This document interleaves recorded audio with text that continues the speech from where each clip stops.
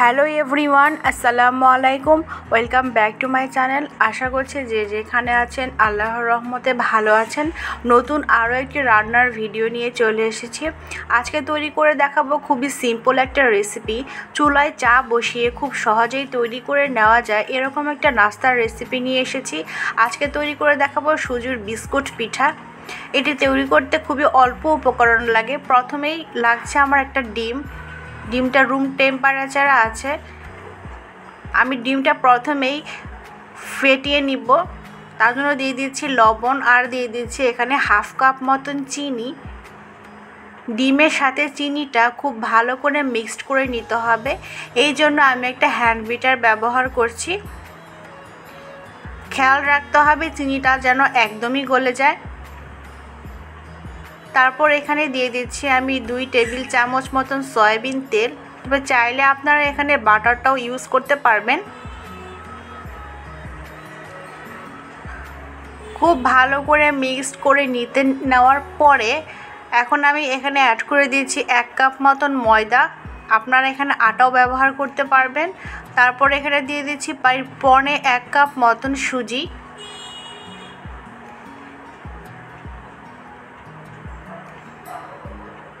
সবগুলো উপকরণ খুব ভালো করে মিক্সড করে নিতে হবে। চাইলে আপনারা এই কাজটা হাত দিয়েও করে নিতে পারবেন। এখানে অ্যাড করে দিয়েছি প্রায় 1 চামচের একটু কম বেকিং পাউডার।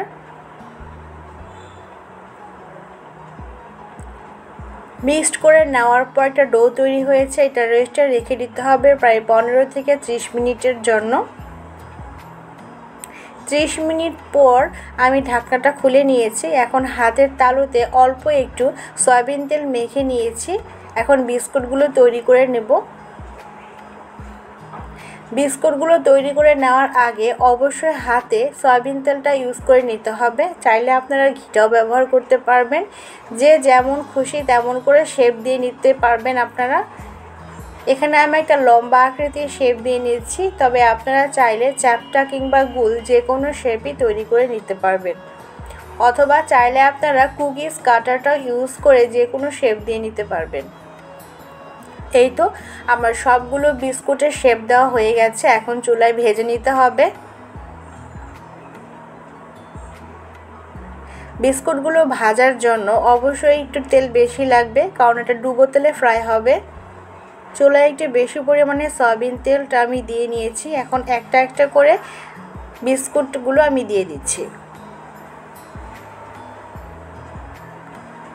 নাস্তাটি তৈরি করে নেওয়া খুবই সহজ।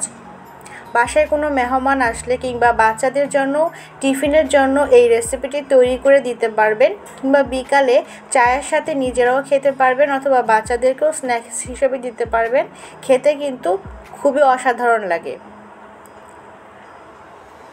এক পাশটা হয়ে গেলে উল্টে দিতে হবে।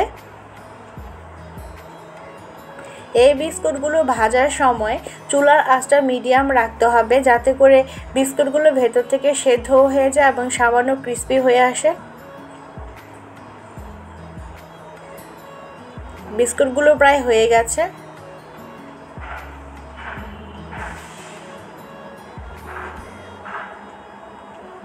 এখন আমি সবগুলো বিস্কুট তুলে নিচ্ছি। চাইলে আপনারা এই বিস্কুটগুলো একটু বেশি পরিমাণে তৈরি করে সংরক্ষণও করতে পারবেন।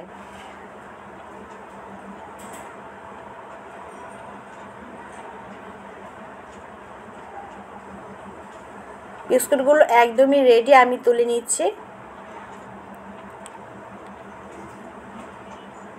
বাসায় অবশ্যই রেসিপিটি ট্রাই করবেন। তৈরি হয়ে গেছে আমার মজাদার সুজির বিস্কুট পিঠা। যারা আমার চ্যানেলটি এখনও সাবস্ক্রাইব করেননি প্লিজ আমার চ্যানেলটি সাবস্ক্রাইব করুন। আর যারা আগে থেকেই সাবস্ক্রাইব করে রেখেছেন তাদেরকে জানাচ্ছি অসংখ্য ধন্যবাদ। তারা যে কাজটা করবেন সেটা হচ্ছে আপনারা আপনাদের ফ্রেন্ডসদের সাথে আমার এই রেসিপিটি শেয়ার করবেন। আশা করছি আমার আজকের রেসিপি আপনাদের কাছে অনেক অনেক ভালো লেগেছে। তাহলে আজকের মতন এখানেই বিদায় নিচ্ছি। পরবর্তী এপিসোডে নতুন কোনো রেসিপি নিয়ে আসবো। সবাই ভালো থাকবেন। আল্লাহ হাফেজ।